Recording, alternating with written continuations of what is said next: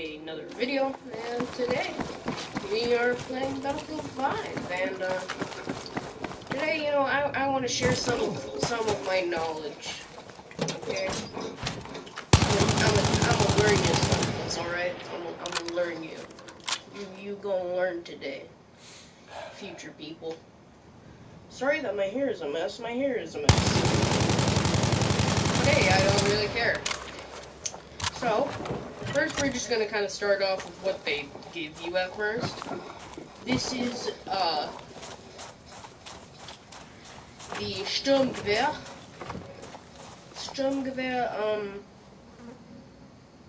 Oh wait, no, sorry. Volkssturmgewehr, or the People's Assault Rifle. This one is really rare in real life. You can barely ever find them. If you find them, they're going to be in a museum. There is absolutely no way that you could get your hands on one of these. Unless you are literally a billionaire.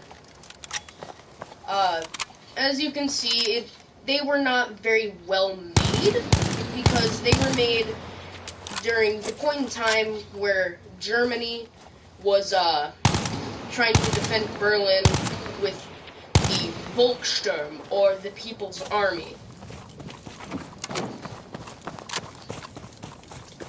And, they couldn't use the extremely expensive weapons they were using before to, protect Berlin. So instead, they had to make things like the Volkssturmgewehr. This little pistol right here, you probably saw it earlier when I just kind of took it out a little bit, is called the Walther P38, made by Walther. It is chambered in 9x19 parabellum, which is just, your standard 9mm. We still use it to this day, at least the millimeter of the bullet. I don't think any military still uses a Walther, at least officially. But it was the standard issue pistol for the German army during World War II. Well, it was one of the standard issue pistols. It was used to try to replace a well-known pistol called the Luger P08, but it didn't really work out that way. There were still a lot of people who used the Luger P08 because during World War I, that was the standard issue weapon, or standard issue pistol, I should say. And they just made so many that almost everyone had a P08 that they would have at home, because their family just brought it back from World War I, or it was just because they bought one because of how many there were. Maybe they bought one, who knows. Kind of, maybe not, it depends. I am not 100% sure on the gun laws back then. Probably, not. This right here, I don't know why I went away from the range. This right here is called the Panzerfaust, or the literal translation of Panzerfaust is Tank Fist. It is a single-use rocket launcher that the Germans made. And, yeah, as you can see, it is truly single-use. My guy, when he's done firing it, he throws it away. You would have to throw it away. There's basically no way you can reload these things during battle, like an RPG. So, you couldn't really do something like that. Here's what they call in the game the lunge mine. I believe it's Japanese. I don't know much about it. All I know is that it goes boom. And that's fun. But that was the Volkssturmgewehr. Walther P38. Und the Panzerfaust und Lungemine. On to the Krag Jorgensen. Oh boy. And 1911. And why not the Piat? And then this. Wow, we just got a mix of weapons here, you know? Actually, wait, no, we have all but one allied weapons. The Krag Jorgensen, the rifle I'm holding here is called the Krag Jorgensen. Now, soldiers weren't really supposed to be using this rifle. The Americans would have the easiest time having this rifle. I know it doesn't sound like an American rifle, the Krag Jorgensen, but it was actually, before World War I, before we had the Springfield, what we used as our rifle was the Krag Jorgensen. As you can see right there, it has a very neat reloading mechanism. And I absolutely love the reloading mechanism on the Krag Jorgensen.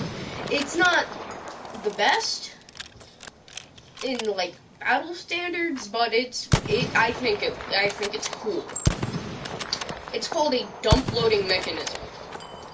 Basically, it just dumps all the bullets into the magazine.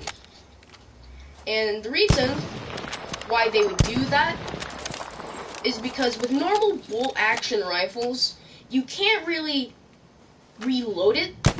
Well, you couldn't really reload it back then, because back then they didn't have like detachable magazines. You would have to open up the bolt of the rifle, like you do to get out a round you just fired, and then you would have to place the rounds in there either by hand or by a little piece of metal called a stripper clip. Don't laugh at the name. 90% of people that I have met have laughed at that name. Rightfully so, I guess. But yeah, the Krag Jorgensen. American, but not. Kind of adopted by the U.S. military for about a couple of years. Next little weapon we have here is probably the most recognized weapon in the world, whether you know its name or not, the M1911. Chambered in .45 ACP, made by somebody, I can't remember. I want to say John Browning, but I'm like 99% sure I'm wrong. So don't take my word on who made this at first. It still is to this day manufactured by literally any U.S. gun company. They all have their different 1911s that they offered. The original 1911, chambered in .45 ACP, and was made because the other sidearm that the U.S. was using at the time, before the 1911, didn't have enough stopping power. You see, the point of a sidearm is not just be a backup when you're out of ammunition, but as an emergency close-range weapon. And you see, the problem they were having with theirs was that it wouldn't, like, knock a person to the ground like you would want, because then they can't really do much about you when they're on the ground. And so, they employed somebody, and that somebody made the 1911. I'm gonna go out on a limb. Not really going out on a limb, actually. Arguably the best sidearm / pistol that you could ever get. They're very expensive nowadays, though. Good thing they always make more. Nowadays, there's also a trend for 9mm versions, which I don't like. I get .45 ACP kicks like a mule, but also it kicks everyone like a mule. Both you and the person you're firing it at.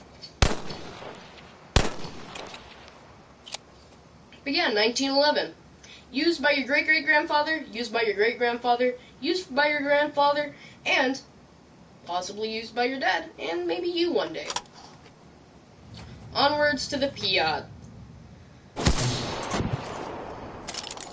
I 100% missed that. There we go.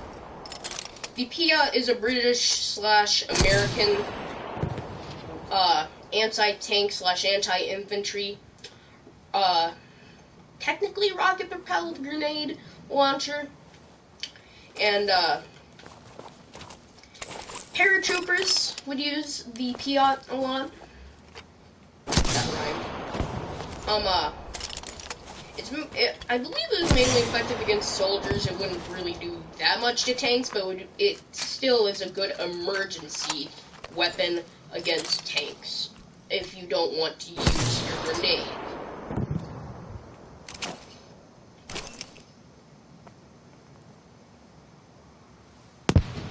Got you. And then we have the katana.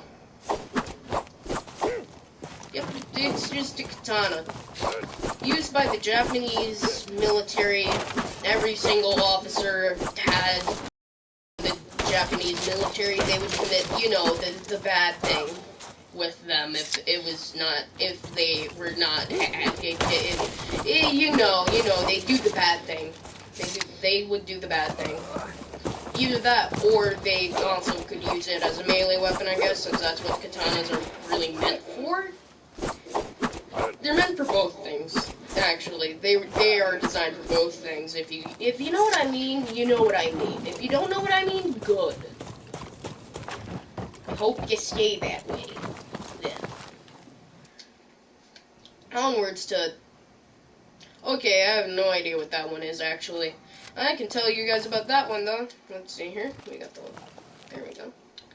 And then, onwards to the next one, and then... Yep, that's all for those ones. So, this is the Gewehr M95. It is a very, very fun rifle. As you can see, it is technically a bolt-action rifle, but instead of a normal bolt-action rifle, where you'd have to take a whole bunch of time to do the bolt, it's a straight pull bolt. Something they used to do a lot back then. And if you notice something about the targets when I zoom in there, you can see they're really blasted up. And there is a reason for that. Number one, because of the Piat. Number two is because the M95 Gewehr is from 1895, which is when they still used black powder in most of the bullets. So, this thing can make a very, very, very small smoke screen sometimes. And, as you can see here, it uses a type of N-block system, kind of like the M1 Garand. But not exactly. And it is German. Gewehr means rifle in German, if you didn't know. Ooh, time for my favorite. The Liberator pistol, chambered in 45 ACP, like the 1911, but it only has one shot, and then you have to reload it like that. Basically, what they were planning to do with these is to fly them over France and drop all of them down onto the French people so that they could use it to repel. So basically, what you were, supposed to do is that, let's say this sign is a German soldier, right? You're just like, hey there, how you doing? Ja, hello there, Hans, what are you doing here? You are supposed to be in the concentration camp. Guarding. Yeah, yeah. It's kind of cool how they let a French person be part of the German military. Yeah, it's really cool. Why are you holding the Liberator a flare gun? Oh, yeah, they market this as a flare gun, but it's not a flare gun. What do you mean, Hans? Guns! Why? And then you killed them, and you would take their weapon. Aha, now I have a weapon. Hi there.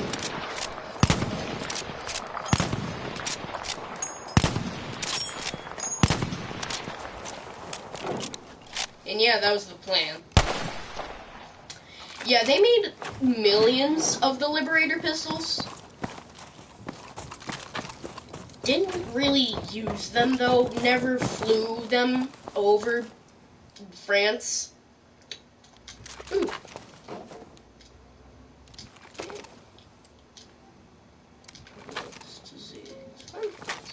Okay, so this is the Remington Model 8 self-reloading rifle. Another really old weapon that is World War I era, not World War II era, but they have it in this. It wasn't really meant for combat. It was a hunting rifle made by Remington, a company who makes hunting weapons. And for some reason during World War I guess a bunch of people took their hunting rifles and used those as weapons. Because standard issue wasn't good enough? What am I saying? Standard issue sucks. It's made out of old parts. Anyways, here's the P08 pistol. The pistol that the Germans were trying to replace with the Walther P38. Chambered in 9mm Luger. They made a special round for this, you know? Yep. Yeah, I hate that. I hate that. I love the look of P08 pistols, as you can see here. That little action there, whenever you fire it, it goes into your face. That's not good, especially in a combat situation. Because, you know, you're like, oh no, I am out of ammunition. Hans, get the Panzerfaust. I do not have a Panzerfaust. Screw you, Hans. And then, you know, you're doing that, right? But then, oh no, I can't see anything because the action is in my face.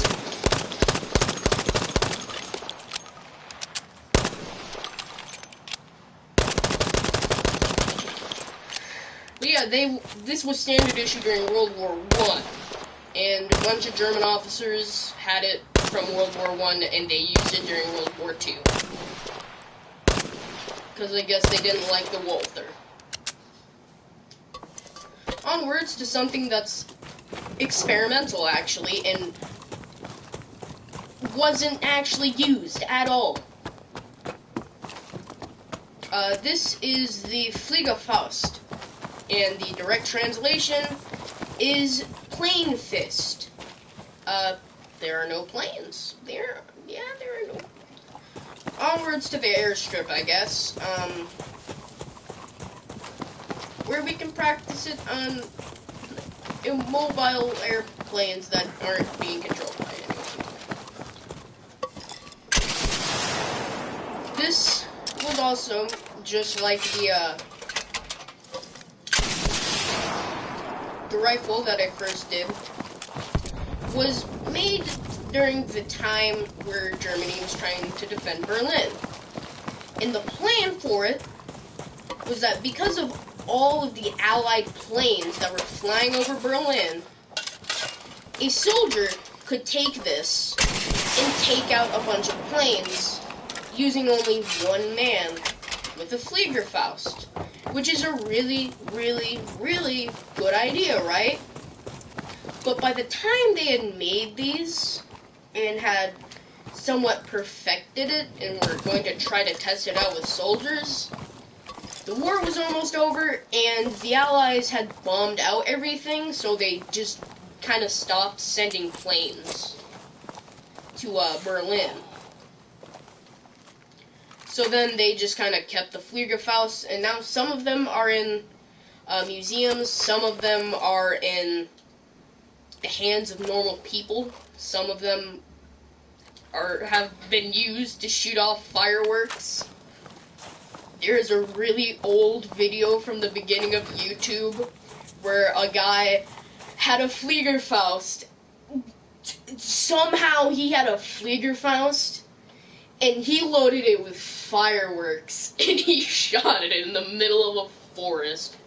I just found it one day because I was trying to research the Fliegerfaust, and I was just like, what is this guy doing? I have so many questions. How did he get a Fliegerfaust? How did he shove fireworks in it? Why is it working? Where is he? And how do I get one? Anyways, here is the Lee Enfield, I guess. Lee Enfield? Is that what they called it? Lee Enfield, right?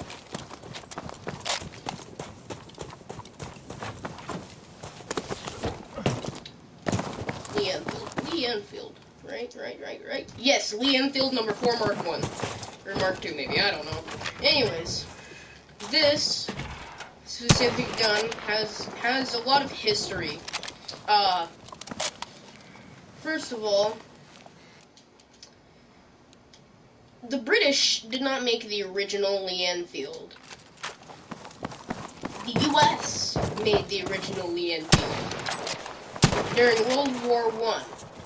And it was because the British were like, we suck at making guns. US, can you help us? Can you help us, US? And we're just kind of like, sure. And then we actually made a better rifle than the rifle we used at that time. So anyways, the British didn't actually really use that first rifle, but they kind of adopted it. Some people used it, some people didn't. This Lee Enfield holds 10 rounds, which at the time, 10 rounds in your rifle was absolutely amazing. 10 rounds in your pistol was amazing. And, look at nowadays, nowadays 10 rounds is nothing, absolutely nothing, because, we got 30-round magazines and AR-15. But, back then, that was just amazing. You basically had all the ammo in the world in your magazine. And you were just laughing at the Germans like, ha, you have 5 rounds in your magazine. The bad part is, though, it takes forever to reload, because you have to take 2 stripper clips.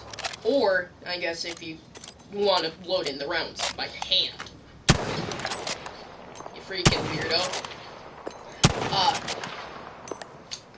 But another thing about this rifle, to kind of combat the amount of time that it takes to reload it, if you were able to hold the extra weight, the Lee Enfield's magazine is detachable. You can take it off. Which is also something really cool back then, because, you have to take stripper clips and put it in manually. Now, the Lee Enfield can still, do that, obviously, because I've reloaded it, and it does that. But, Lee Enfield, real cool. Onwards to this pistol, the Ruby pistol.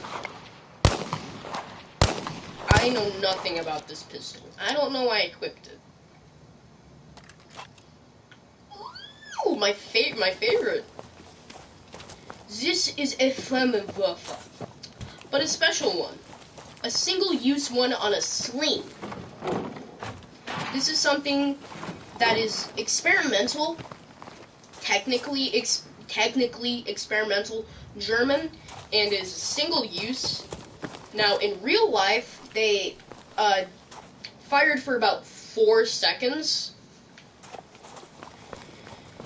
And basically, what you would do is that you would have it in a sling, and you would carry it under your shoulder. And whenever, it's just like, Hans, look, that is an American right here. Well, do something about this. Hans, I have nothing. Look under your shoulder. Oh, I have the Flammenwerfer. And then you're done. And then you throw it away. And you continue on.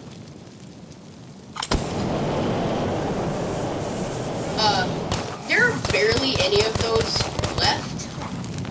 Because it is single use. You can't reload it. The Panzerfaust, you can reload. I should say that. You can reload the Panzerfaust. But you aren't going to be able to do that on the battlefield. Because it's basically like reloading an actual, bullet. When you reload a bullet, you can't do that on the battlefield. You don't have enough time. You have to count the amount of little grains of gunpowder. That's not too much. I just gotta start over. Screwed up, I guess. How's my new poster? No one's watching. What am I saying? Hello, future people. Are you still watching, future people? Probably not, because you guys watch for about 15 minutes. Watch more. Anyways, yeah. Ooh. Ooh.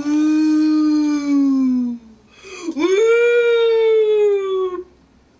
Woo. Anyways. Here is the machine gewehr 42.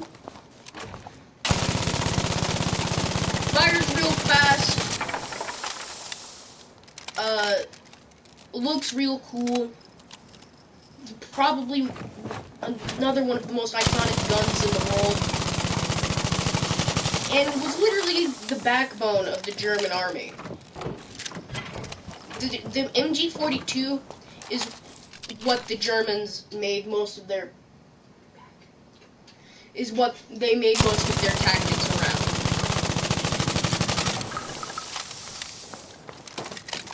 And it's nicknamed Hitler's Buzzsaw, which I just find absolutely amazing. How I guess for some reason people nicknamed the MG42 Hitler's Buzzsaw. But the thing is, I believe it was made by a car company. No, it wasn't. It was made by not a gun company, and it is made entirely out of stamped sheet metal,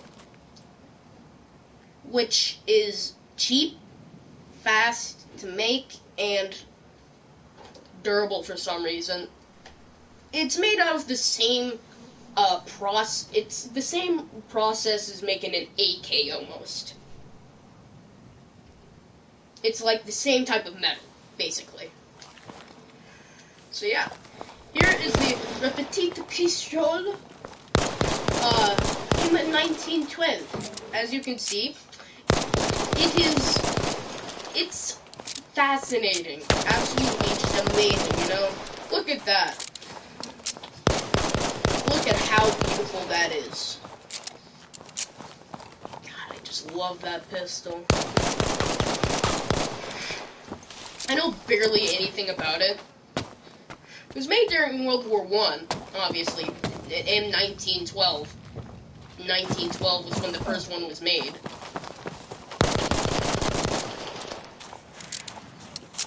It's just my favorite pistol in the game. It's my favorite pistol overall, actually, other than the Calibri. And here's dynamite. This is a American dynamite set. I have actually seen an American dynamite set in real life. Watch it. And something about the plunger. In real life, you wouldn't just go up. You know, you wouldn't do that. You would have to push down and then turn it. You know, as a safety precaution, so that you don't kill yourself while you're running around. But yeah, dynamite, fun. Ooh, it's another fun weapon. Ooh. Here is the sg1234. I have no idea what the sg1234 is fully.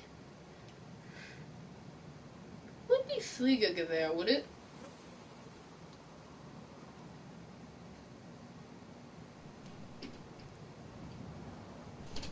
Maybe.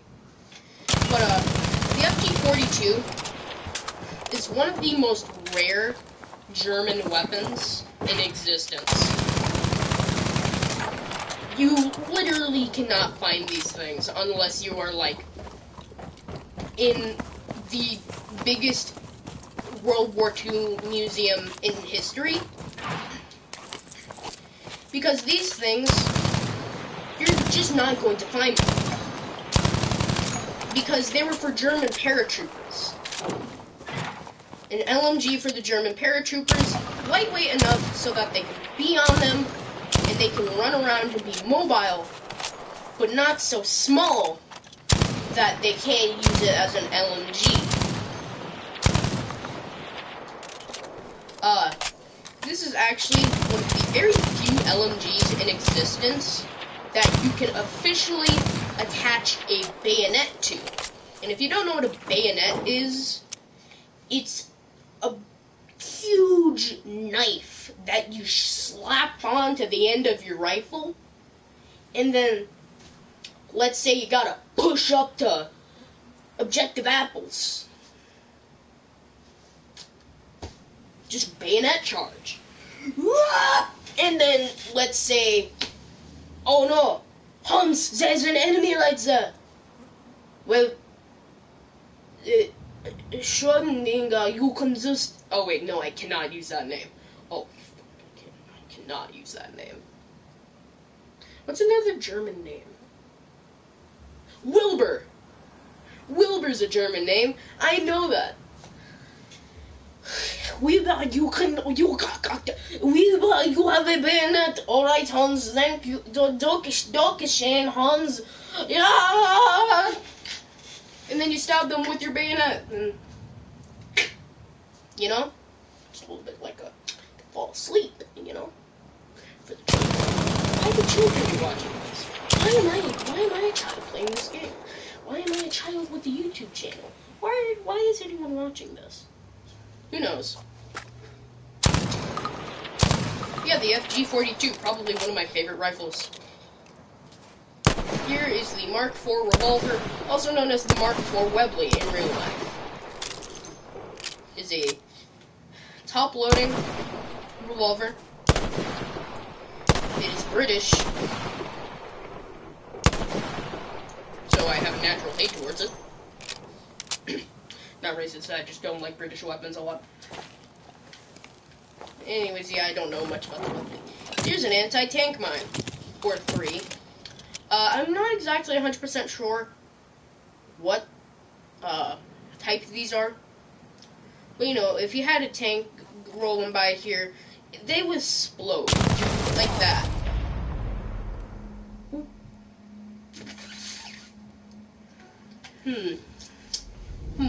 I seem to have exploded.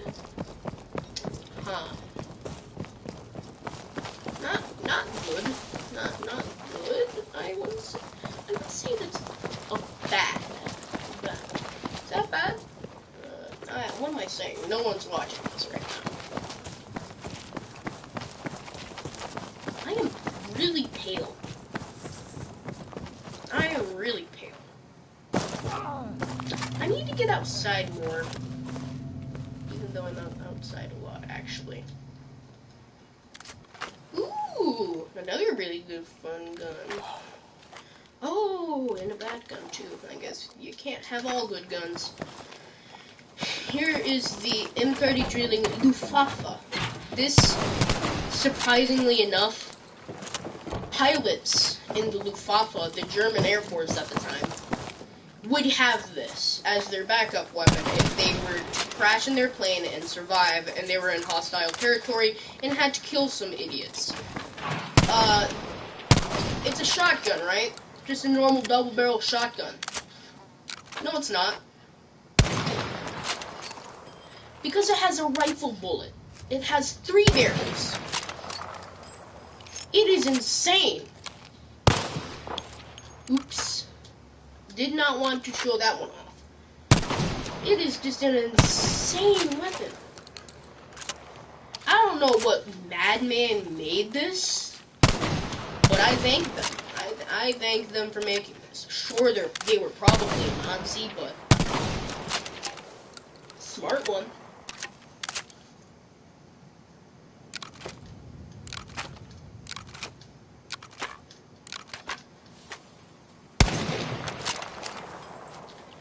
Yeah, basically, it just solves all the problems of a shotgun.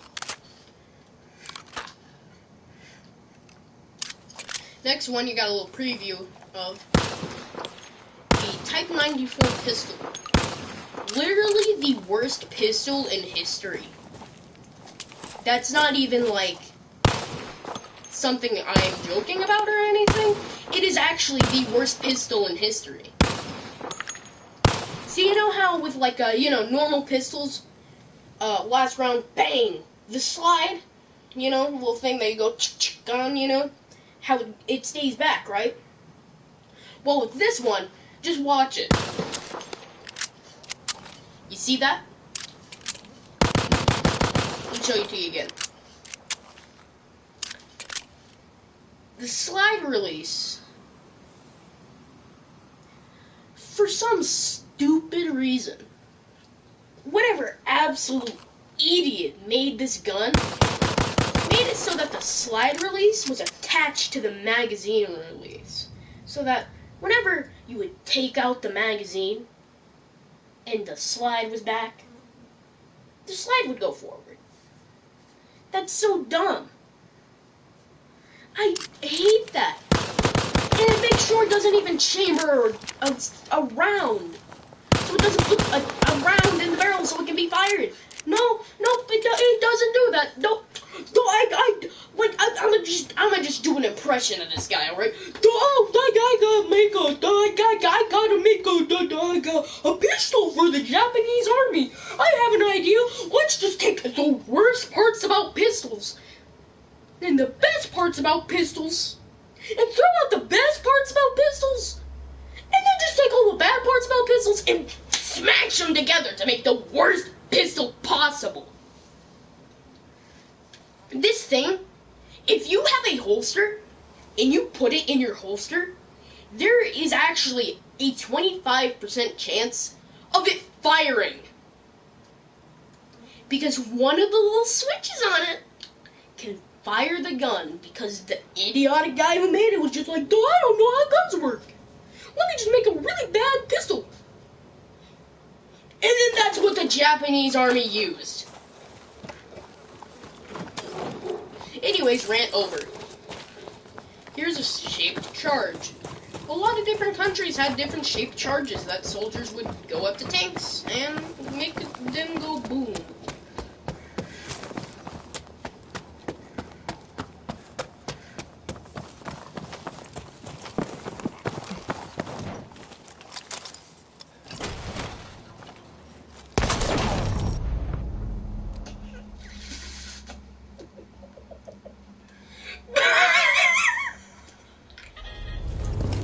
That's not very historically accurate. They wouldn't go off in like 5 they would give you time to run away. Why? Why would they do that? Why would they do that? Oh, gotta run away from that one, I guess.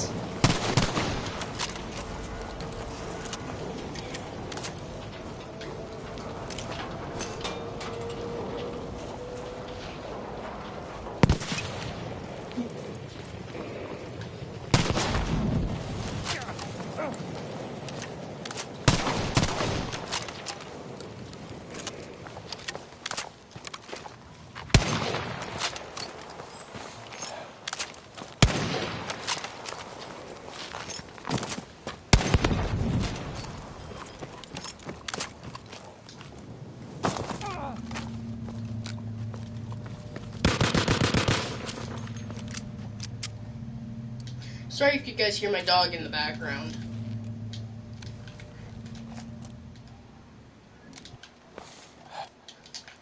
Alrighty then. So, here is the Lewis gun. It is a British lightweight machine gun that was originally made during World War I and was also made during World War II. It's a fun gun. It looks cool. It was originally meant to be on planes, and it still kind of was during World War II, but it was also still a lightweight machine gun, so infantry soldiers would also use it.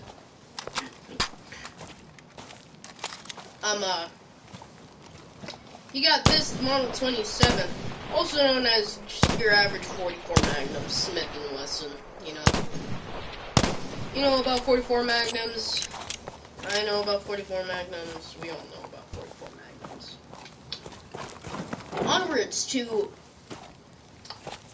Now, don't laugh at what the Americans call this, okay? These aren't my words. These are like your great-grandfather's words. These little mines were lovingly called by the U.S. and British military bouncing Betties. Don't you just love the humor? Like, don't you just love wartime humor? But the actual name of them is Shrapnel mines. They are German, or Deutsch if you want me to start speaking more German. Or, anyways, basically, there are 2 grenades in this. 2 fragmentation grenades. And when it wires tripped, the grenades go up. They just go bang and explode in your face. Basically always killing the person unless they go prone under them. Then you can survive it. That is actually like a thing that you could do back then. You could actually just go under the grenade. Because, you see, the grenade would not explode downwards. Because that would just be a waste. You'd have to put in more gunpowder. And there was basically no way that you could actually get under the grenade unless you were really fast.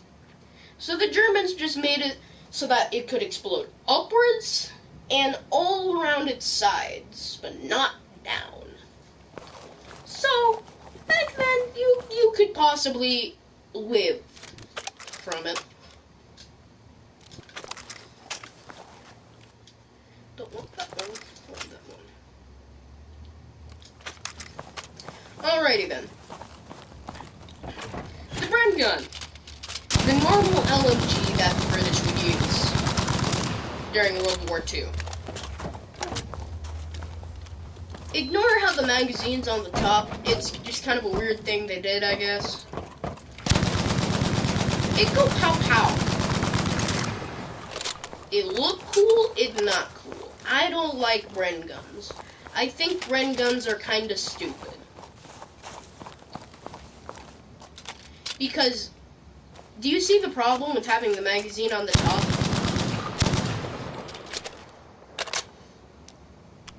You have to have your sights off to the side. Which means, in real life, now this doesn't really work in video games, you know, they just kind of have it to where the sights are on target. In real life, your sights were actually useless. You would have to make sure that instead of your sights being on the person, like with every other gun, you would have to have it so that it was just slightly offset. Do you see the problem with that? You can't get a good shot in.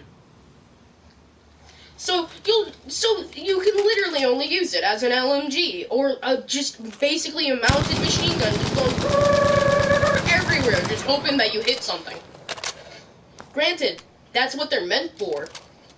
They aren't meant for precision. Bren guns are actually somewhat precise. They're precise for an LMG. LMGs are not very precise. They are spray and pray. They're supposed to be that way. But I just don't like the Bren gun. Frankly, I think if you could choose any LMG, just don't choose the Bren gun. Onwards to the next one. The Walther PPK. This is another standard issue German weapon that was used during World War II. It was another pistol that they were trying to use to replace the POA. If the PPK looks familiar to those who are older in the audience, that is because James Bond, the pistol that he uses in his movies, is a Walther PPK. And Walther PPKs are chambered in 9x19 parabellum. That's basically it about them. They aren't that interesting. They don't really have much history behind them. Onwards to the best, just the best thing ever. Props to the guy who made this. All right, this thing right here that this guy is holding. What do you think it is? What do you think is used to make these?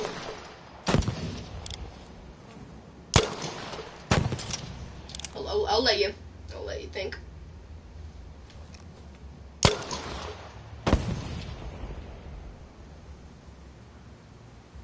You got your choices? You think you know what it is?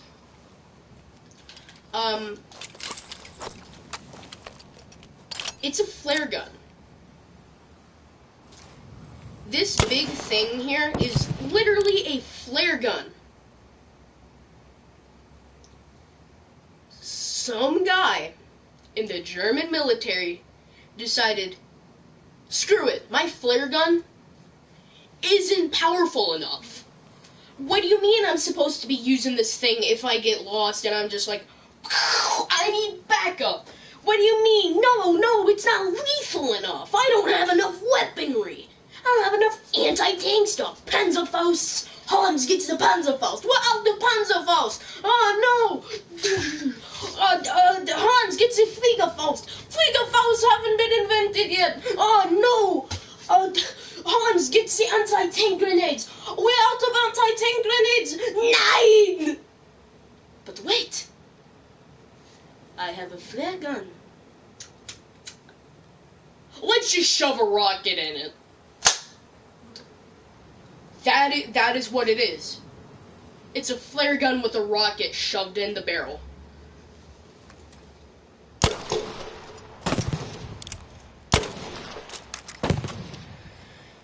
And it is real, and the Germans use it a lot, actually. And I personally think it's actually cool, but dumb at the same time. Because somebody had to have the bright idea of taking a flare gun and shoving a rocket at the end of the barrel. I don't feel like talking about the 12 gauge automatic today. You know, actually, the next one is sg1234, so no. And then, ooh, we only have one sidearm left. Kampfpistol is the exact same as the anti-tank grenade pistol. It's just that it has a different warhead on it. Frag grenade rifle.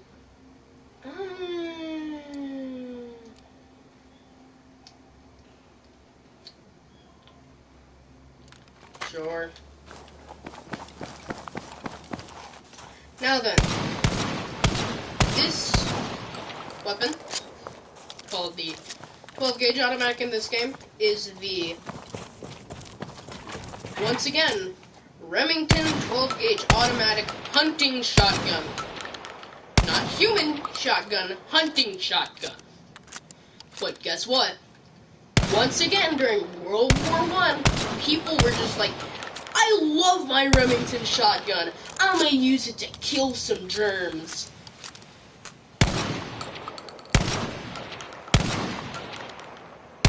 Or Jerry's, as they called them back then. At this point in time, they called them Krauts. But yeah, chambered in 12 gauge, made by Mr. Remington. Not much to say about it. It's a hunting shotgun, meant for hunting.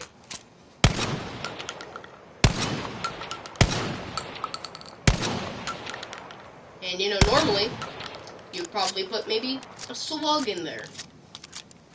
But no, people decided, let's take some buckshot. Let's take our shotgun and let's go to war. Now then, here is the British pistol known as the Welrod. Made by Welrod Industries. This is the only pistol / firearm at all that I really know of that the sound in game that it makes is actually what it sounds like. Because if you didn't know, if you just slap a suppressor on something, it isn't just like a, no, it's still loud. It's still a gun. There's still a small explosion happening inside a big hunk of metal. That little silencer on the end is not a silencer. It's a suppressor. They call it a suppressor for a reason. Because it suppresses the sound. It doesn't silence it. There's still a big explosion that will come out of your gun. And it's going to make a hell of a lot of noise. Because it's an explosion. But the absolute gods at Welrod Industries, also known as a bunch of people who were there for stealth missions. Basically, they would help the British military. Well, they were part of the British military. They were basically the guys who would make all the stealth weapons for stealth operations. And, this thing is actually as silent as it sounds in the game. It's an absolute masterpiece of engineering. It is chambered in 45 ACP, just like the 1911. Some of them are also chambered in 32 ACP, I need to say that. Depends on which one you're talking about. And, as you can see, the handle is also the magazine. And the Welrod is designed to look like a tool / pipe, so that it will not arouse any suspicion if you're going on a covert operation such as trying to blend in with the enemy. You could be like, let's say, a mechanic, and you could use this. Really, the only downside of it is how it is a bolt-action pistol. But the reason for that is because with a normal pistol, if you silence a normal pistol or suppress a normal pistol, the problem with that is that if you try to fire it, it's going to make a lot of noise, and the slide going back to throw out the round and then going forward to pick up a round is also very, very loud. But if you have a bolt action pistol, you can choose when to make that round go out and put in a new one, so that you can fire it and then run off to a safer location where it's either a lot louder or there's nobody there, and then you can chamber in a new round. Onwards to the SMLE bolt action grenade launcher. Basically, this is just the Lee Enfield rifle, but it has a grenade launcher at the end. This is something that they would actually use. You could actually just put this on the end of your rifle sometimes, depending on what type it is. This one, I believe, is the static one, basically, where you can't take it off unless you take apart the rifle. So yeah. MG34, the MG34 I don't want to talk about, because it's basically the exact same as the MG42, but not stamped sheet metal, and has a slower rate of fire. The Key 7 I know nothing about. The M19, or the model 1928A1.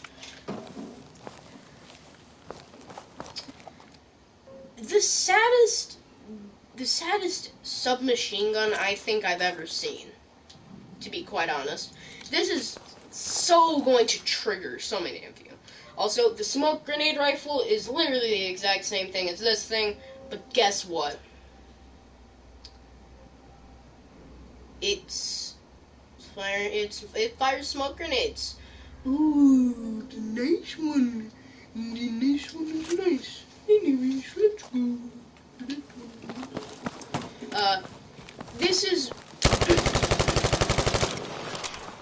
This is not a Thompson.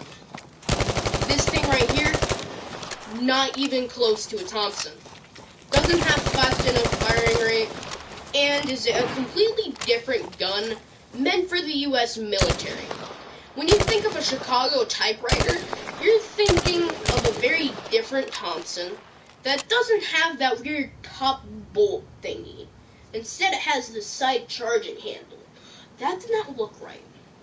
I just noticed on my camera, that does not look right. Ooh, I should probably cut that out. But yeah. There's not much I can say about it, other than it's depressing. It has a slower firing rate, which actually means it's harder to control, believe it or not. Yeah, believe it or not, for people who know how submachine guns work and have fired this in a true Thompson, this gun is harder to control. And you might think, well, it has a slower firing rate. How is it harder to control? Well, you see, with a higher firing rate, you can kind of get more rounds on target, and you can kind of just stay there. Make it stay there.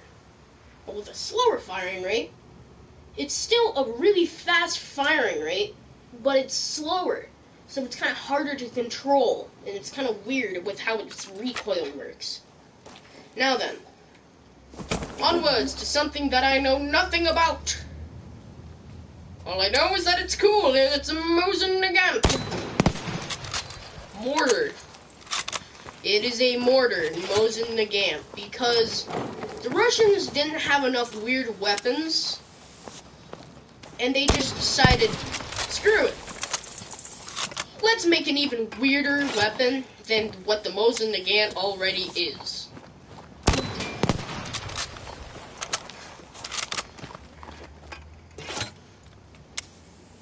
And, yeah, they slapped a mortar on the end of it.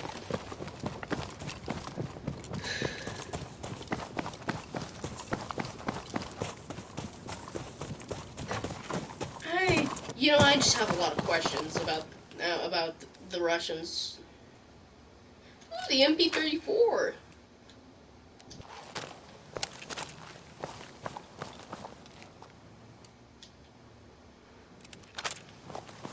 The MP34 was made during 1934, obviously.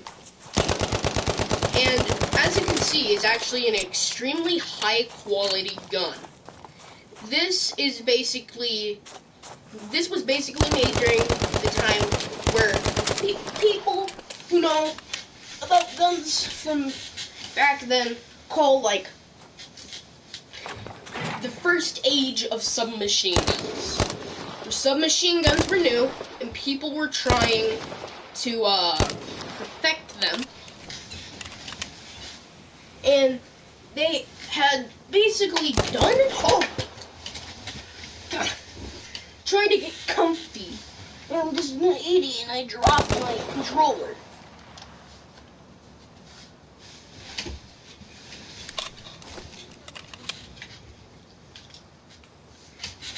Anyways, it was at a point in time where they hadn't exactly fully know how to make them, but they knew how to make them somewhat, and they made them very well, to the best of their ability. Some of them weren't good, but most of them, especially the German ones, were very high quality, extremely expensive, but you gotta bang for your buck. You literally gotta bang for your buck. These things were just the best at the time. Because, you know, at the time, there wasn't really automatic weapons. You had machine guns, but those things were really, really, really heavy. And you had lightweight machine guns. But back then, lightweight machine guns were still like 20 pounds. Not including ammunition you would have to lug around. So it was very good. I don't know anything about this, actually. I think it's Japanese. It looks Japanese. MP28. Oh yeah, flare gun. Here's what the guy had before he decided to slap a rocket on the end of it. You know, you would either use it to make light in an area or to call out for reinforcements.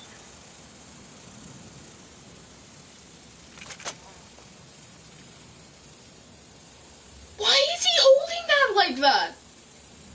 You can't just hold it like that. Would be so painful.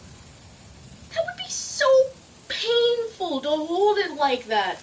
Because you would just have to be running around like... You would break your arm from the recoil. MP28. It is an MP18. The first... Technically the first submachine gun. But... Better. I barely can see a difference. I honestly can barely see a difference. Probably something on the inner workings that's different. But who knows? Oh, the machine pistol hot. I think we all know what the MP40 is. I don't think I have to explain. You know what an MP40 is? I know what an MP40 is. A German submachine gun made during 1940 to whenever. What is this? Oh, bolt action. Oh no, get that out of my hands. Get that out of my hands. There we go. Here's a really good weapon.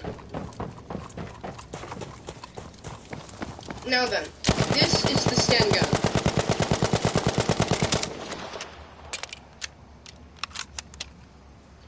If you can see that right there, that little black spot on it. What am I saying? You guys can't even see. I'm pointing to that little black spot on the tube there. You see? That, you can put the bolt, that little thing sticking out there. You can put that up there, and that's the safety. The problem with that is that you can just go. So, yeah. That's not good. But, something about the Sten gun that's very misunderstood is that people will tell you that the Sten gun is very inaccurate. And they would be wrong. You see, people say that because the Sten gun is a submachine gun. And people don't get that submachine guns are meant to be used from 0 to 50 yards. Which isn't much for guns. It's a submachine gun. You know, 0 to 50 yards. It's designed to do that, and it does its job very well. You could ask people who used the Sten gun during their time in British military service, and I bet you $100 they would tell you that the Sten gun was good for what its job was. I mean, there was a guy who liberated an entire town filled with Germans with an MP40 and a Sten gun. So, if that doesn't say something, then I don't know what to tell you. But this thing is amazing. It's super iconic. The only problem with it, well, the only problem that I have with it, other people might have a problem with it, is that as you can see, there's no good way that you could carry it on a sling, because the sights would bang into your stomach. If you don't do that, the magazine would bang into your stomach. If you don't do that, the charging handle would bang into your stomach. If you don't do that, the trigger would bang into your stomach. If you don't do that, and you decide, oh, I'm gonna hold it like this, the stock would bang into your stomach. See, there's no good way to hold it. But I mean, it was cheap to make. At the time they were making these, because the main reason why the British made the Sten gun is because Thompsons, or the Thompsons that the U.S. military was making at the time, the U.S. military, or, you know, people who made the Thompsons, could knock out about one in about 4 hours, and meanwhile, the British, when they made the Sten guns, they could knock out about 10 of them, and that would be the exact same price as one Thompson. So why buy the Thompson, an extremely expensive submachine gun, when you could have something just as good, but much, much cheaper? The Gewehr 1-5 in this is just a Volkssturmgewehr, but semi-automatic. I don't know anything about the Cell Blaster. Oh, the sg1234, or the Sturmgewehr 44.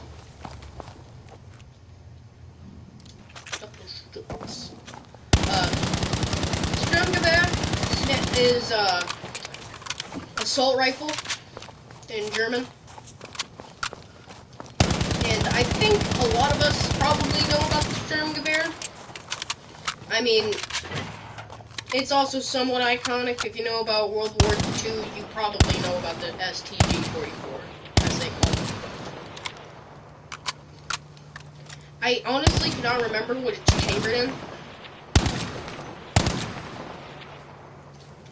And, I mean, it is the first assault rifle to ever be made. Also, if you say this thing is an AK, I don't care who you are, if you say the sg1234 is an AK, burn. The STG is not an AK. The AK would be an STG. The AK was made in 47. The STG was made in 44. The STG is different than the AK. The AK is different than the STG. Guess what? Their sights may look the same. Oh, they may be shaped the same, but their inner workings are completely different. Also, look at that. You got a little dust cover there. Do AKs have a little dust cover like that? No. You know, it does ARs. You know what? You might as well, if you say that the STG is an AK, you might as well just say it's an AR too. Like, you know, an AR-15. You might as well call it that too.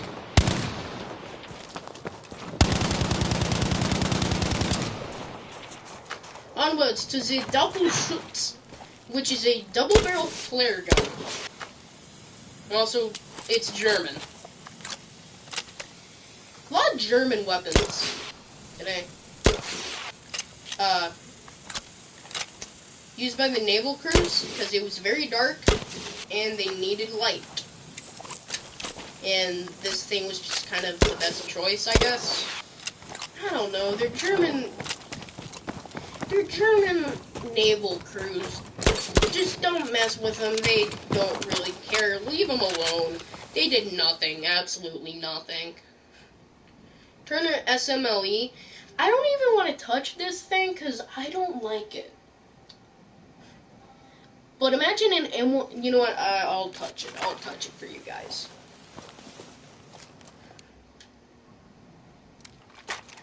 Alrighty then. So this is like an M1 Garand, but British.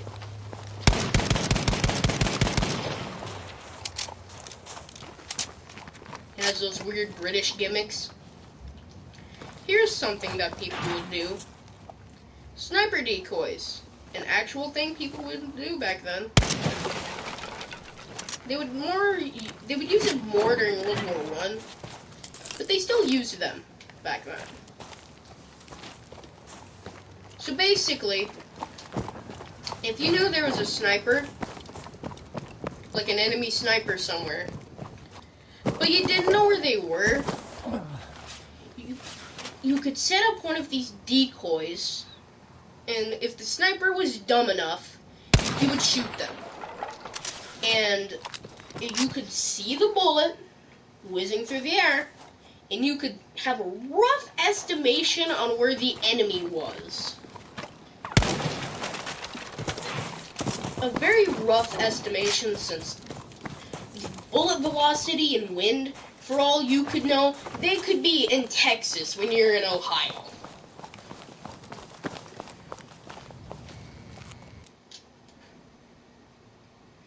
That one I know nothing about, I just know it's a cool gun. Ooh, M1A1 carbine. Or carbine, whatever you call it. Weirdos. Calling you guys weirdos when I am literally a person who talks to a camera all day.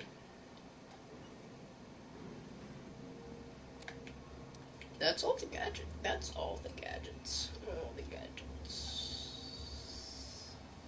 Oh, I didn't do the M1A1 bazooka.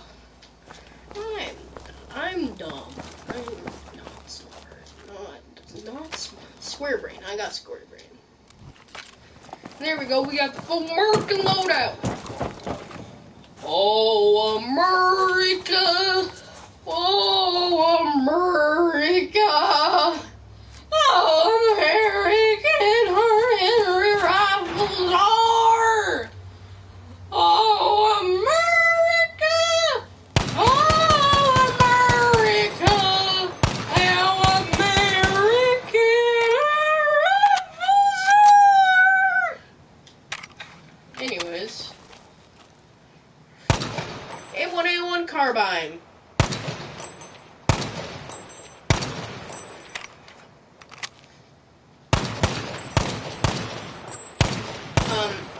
It's mainly used by medics due to its lightweight.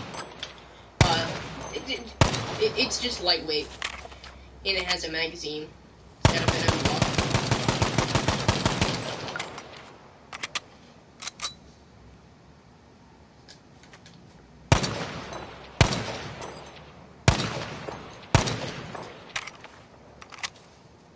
But yeah. Then you got the M1A1 bazooka. We all know what a bazooka is. Something really cool about the bazooka in this game, though, is that you can zero it in, and if you zero it in, the guy actually changes where he's looking at it.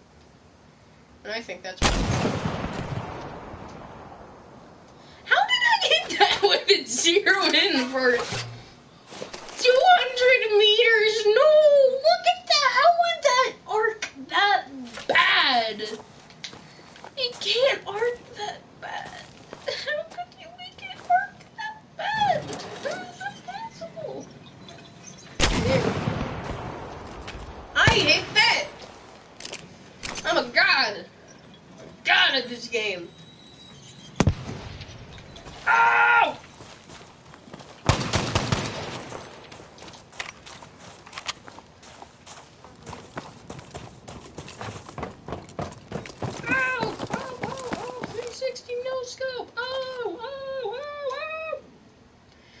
Gewehr 43.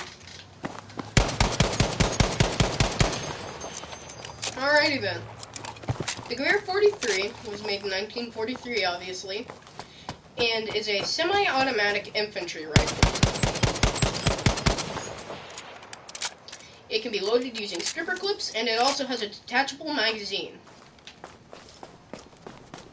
which just means you can take out the magazine, put in a new one.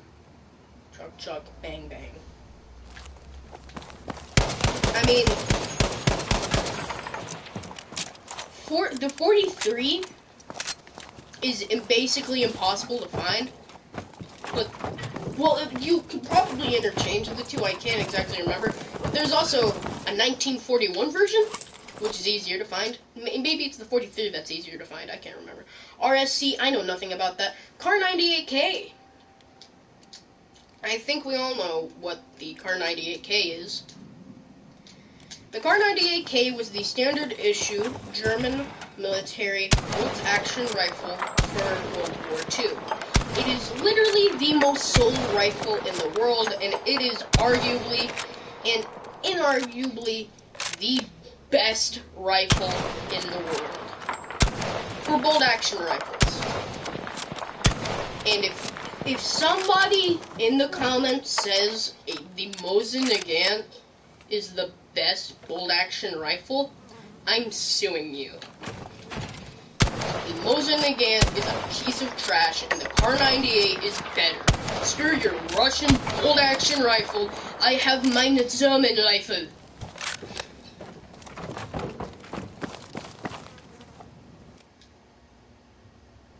Oh, the M2 carbine. Hey, you want a really fast firing rate? Yeah. Carbine go.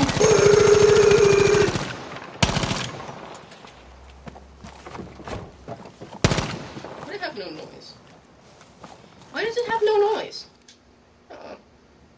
Carbine, I know nothing about that. Beretta 1935 PG. It is an Italian rifle, and it is the first bolt-action rifle ever. It has a 4-round burst, which is really weird, because nowadays, you know, it's 3 usually. Either that or 2, but that's also pretty rare. 3 is just the best tech, kinda. MAS 44, I know nothing about that. Ribeye rolls? I call them ribeye rolls. I call it ribeye rolls. Sue me. I know nothing about that, but I love that gun. I know nothing about that, but I think it's kind of cool. Type 2A, I hate that gun, and I know it's Japanese. The M3 grease gun. So, chances are, if your great-grandfather was in World War II, and he tells you he used a submachine gun, he probably used this thing. It's actually a really good submachine gun. You might think, but it has such a low firing rate. I can't do firing rate. Be accurate, idiot. This submachine gun has a higher emphasis on soldier accuracy instead of soldiers relying on high rates of fire. And it is really cheap to produce, because even America can afford their own guns. Type 100 Japanese submachine gun, know nothing about it. The Jungle Carbine. So, if the British were to be in the jungle, this would be the weapon they would use. It is their rifle, their normal bolt-action rifle, but it's fit for jungle warfare instead of the normal urban/country warfare that the British were used to. And they made this for when they would be in jungles at all. Because there were some British soldiers in the Pacific, I believe. I think so. I can't really remember. I haven't read much about it in a while. Don't know what that gun is. Don't know what that one is. The DLC or Delcy or whatever you want to call it, carbine, is a British sniper rifle chambered in 45 ACP, integrally suppressed, which means the suppressor, you see how thick the barrel is? That barrel is like dummy thick. That's actually a big suppressor. And you can't take off that big suppressor. It's literally impossible. If you do, you can't fire the gun, or else it will probably break. And this was meant for covert operations. And yeah, I think it's kind of cool. But you know, it's kind of weird. I know nothing about that gun. The trench carbine, also known as the Mauser C96. it's the Mauser C96, or if you don't know what the Mauser C96 is, it's Han Solo's blaster. And this is just a tanker version of the C96 with a wooden stock and extended barrel with a little grippy there for you, and a detachable magazine. Oh wait, it's the World War II variant. That's why. Originally, the Mauser C96 did not have a detachable magazine. The little top there, when the thing goes out and there's a little opening there, you would have to take stripper clips just like a bolt action rifle and load them in that way. The Type 99 Arisaka. It was the Japanese bolt action rifle. I barely know anything about Japanese bolt action rifles during the time, except that I know there were two different rifles that they made. One that was really good and one that was absolute crap and should burn in hell. The Panzerbusch 39. However you pronounce it. Anti-tank rifle.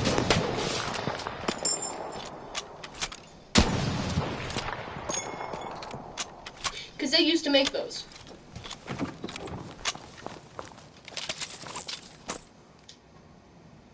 The POA carbine, or the POA Luger artillery. It is a POA Luger, but it has a stock and a drum magazine, an extended barrel, and a little thing you can hold on to. But I guess the guy in this game doesn't want to hold on to that because he's an absolute idiot, and you would not be able to hold up the gun properly and aim properly without having your hand on the grip. Yeah, this would also be one that tankers would use if they were to get out of their tank. Here's the boys' anti-tank rifle. It's either British or American. I believe it looks British. It looks super British. Ross Rifle Mark III. I know nothing about this gun. All that I know is that it's kind of interesting, and it was used during World War I. Cell Blaster. It is a POA rifle, and I think that's really cool. But I know nothing about it. The BAR Model 1918. Used for about 5 seconds during World War I until World War I finished, and also used during World War II. Now then, I hate a very specific type of BAR. Let me check to see what type this is. This is the bad version. The bad version is extremely heavy. The original version is great. It's lightweight. Choose between 2 different firing modes. Basically all the BARs actually. You see, here's the slower firing rate. We were using the very fast firing rate before. That. The BAR has one very big flaw, and that is the fact that it has 20 rounds in the magazine. Even with the slow firing rate, it still gets rid of ammunition pretty quickly. And the problem with the A2 is that it's so heavy that you can't really carry much extra ammunition on you. So you would have to be extremely precise and always be on the slow firing rate. Ah yes, the show shot. The worst LMG/machine gun at all that you could ever have. You see, the problem with it is that the thing, look on the magazine, you can see the bullets, right? Hold on, I can inspect this. Thanks for that. I can inspect this. I know I can inspect. Yeah, you see there, those holes where you can see the bullets in? Real cool, right? No, not real cool, because there's no glass protecting those at all. It's literally just open. which means mud and dirt and debris and everything bad can get in there. And then once, you know, your gun starts firing and it cycles everything, guess what? All of that bad stuff gets into your gun. And then that either makes your gun explode because it's a piece of trash, or it just jams on you and you can't do anything about it. 1922 LMG. I have no clue what this thing is. It's weird looking, kind of ugly, and it looks just, I don't know. That thing, I have no idea what that is. That thing, that looks weird. That's a Madison MG. Ah, yes, I believe it was Austrian, if I'm correct. I might be wrong, but I think it's Austrian. It is the Bren gun before the Bren gun. And you see, it's better than the Bren gun. Because look at that. The magazine is put to the side so you can have your sights on center. Wow, amazing! It's such a revelation! Now you can go prone with it. That's the reason why people have the magazines on the top of guns, if you didn't know. What is this? That feeds it in with stripper clips! Wait, no! No, that feeds it in with stripper clips.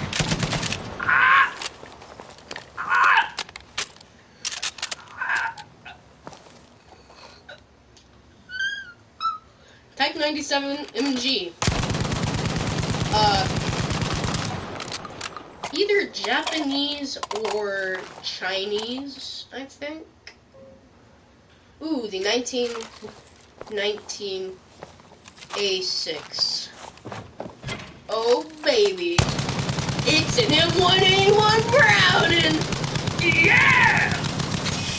Everyone loves the M1A1 Browning. If you don't, you're a sinner, you're not American. Oh, America! Oh, America! How American our Henry rifles are! Fuck! Oh, America! Oh, America! American rifles are! Oh, America! Oh, America!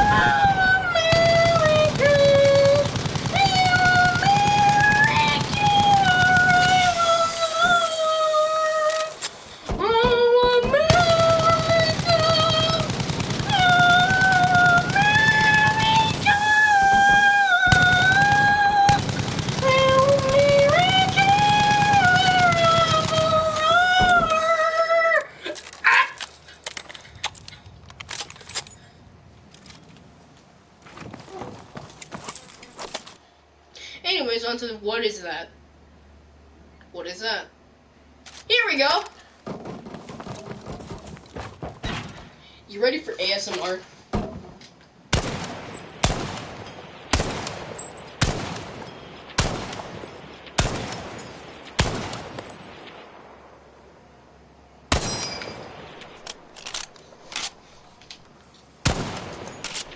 Oh, it doesn't make that. That is not how you can't even, don't try that in real life. Ooh! The M3 Infrared. This is the first night vision rifle in the world. It was not meant for this rifle that it's on. It was meant for an sg1234 because it's German. But in museums, they put it on M1A1 carbines for some reason. Probably because STGs are heavy. But yeah, the Germans made this. It was the first night vision scope in the world. Basically, how it would work is that that thing right there, that big oval or like big circle thing on top of the scope, is a reflector and like it reflects the light. Model 37, my grandpa actually has this. My grandpa has this. Comes out of the bottom, comes in from the bottom. Those are his words. Not mine. Just now they are mine. Frick. The shotgun. This piece of crap, this absolute trash shotgun. Stupid looking shotgun, I don't even know where it's from. Ooh, the Model 97.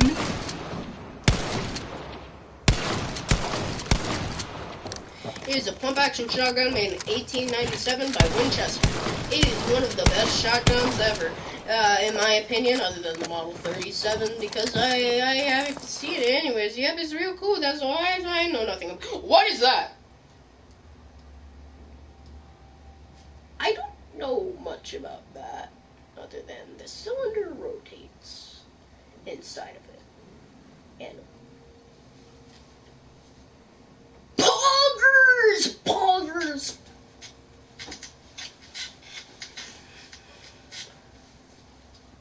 Pogo poggers, my man! Pogo poggers!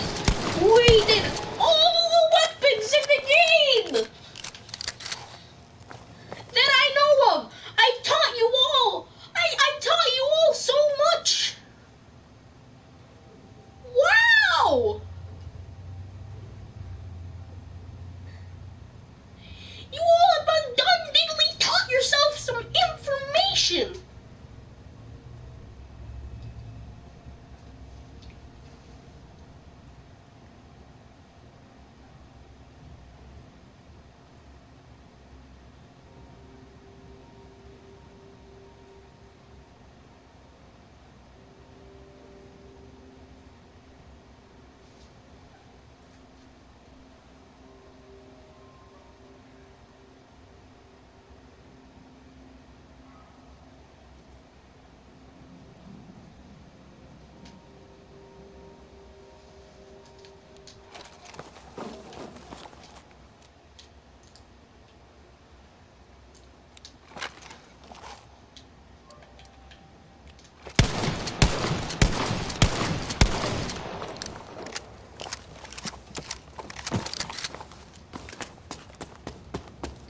Now then, we're not done.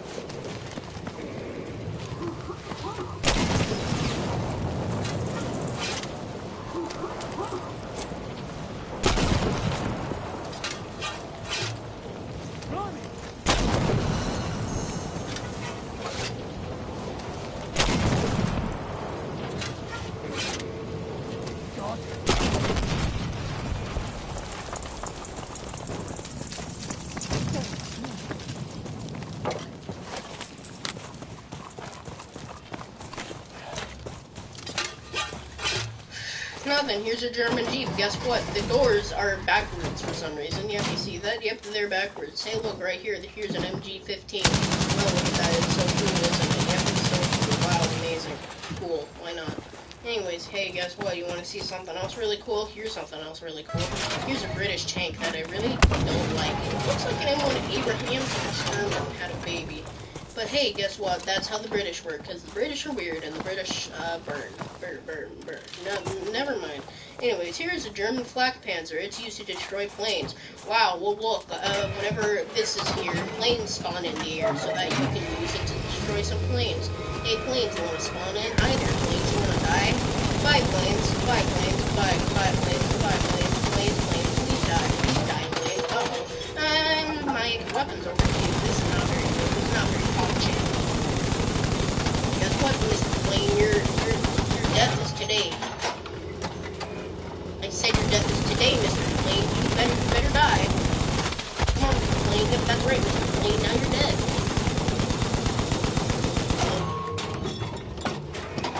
Oh, I knocked down 2 planes. Guess what? Now, Mr. Plane numero 2 is gonna die.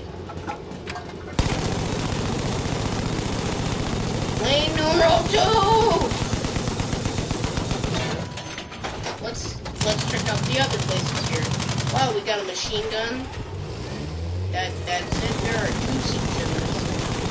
That is sad.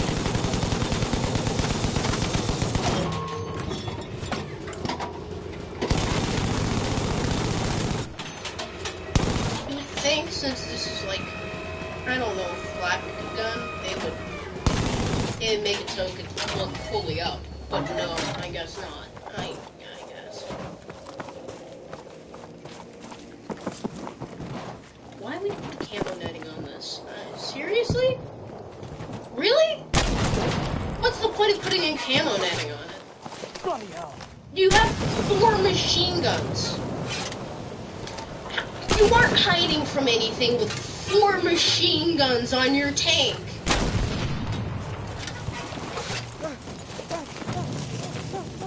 I seem to be on fire.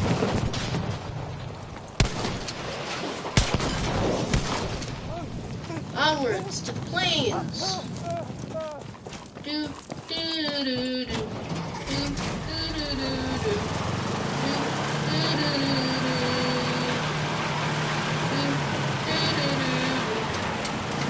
You know, this is my first time driving a Jeep.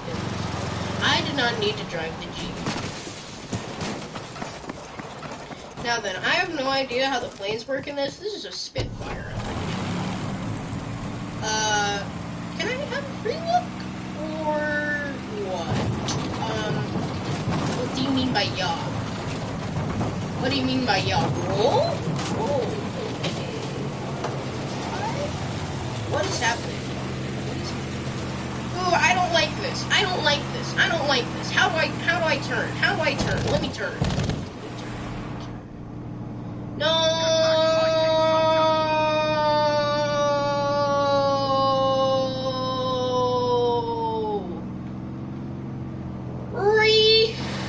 Please. Oh, combo. I don't know what that did.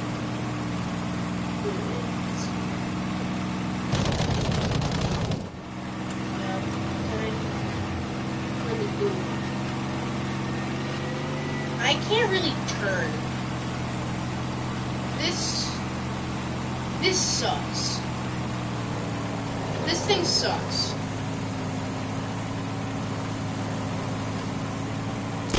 Boom! Boom! Boom! Goodbye. Soldier, return to the combat area immediately. Uh-oh.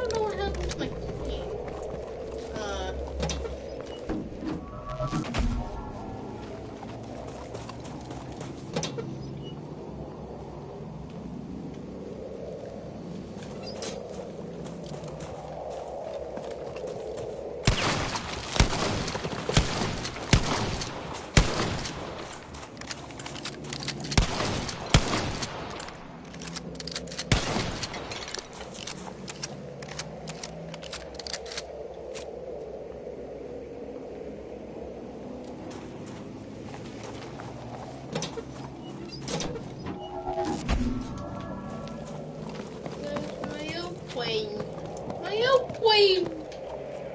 Is my airplane actually, like, still flying? Who's those guys? Who are those? Who are those a-holes? I don't like the look of those guys. Where'd they go?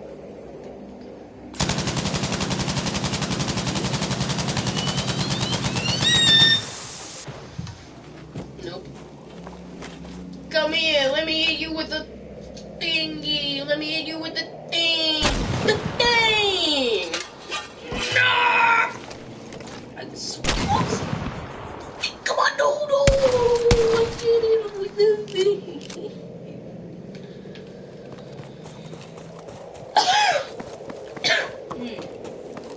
Can't hit him with the thing. Well, I'm gonna end this stream here, because I ran out of things to do. I hope you all enjoyed my little history lesson.